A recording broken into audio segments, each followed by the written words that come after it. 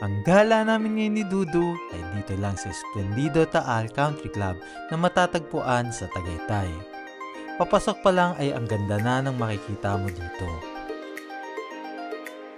At dito kami sa hotel na ito mag-stay ng isang gabi. Tanaw na tanaw mula sa aming hotel ang Taal Lake at iba pang nakapalibot dito. Esplendo.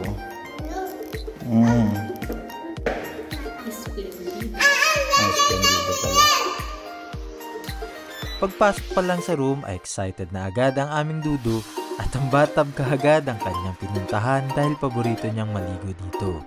Ganito kalaki at kaganda ang room na aming tutuluyan ngayong gabi at meron itong overlooking na tanawin. Kinagabihan lumabas lang kami para kumain pero hindi na namin ito nabidyohan. Kinabukasan, ito ang tanawing bubungad sa'yo. Ang lamig ng hangin at nagagandahang tanawin, sarap sabayan ng mainit na kape. Ang schedule lang ng aming Dudu ngayon ay mag-swimming.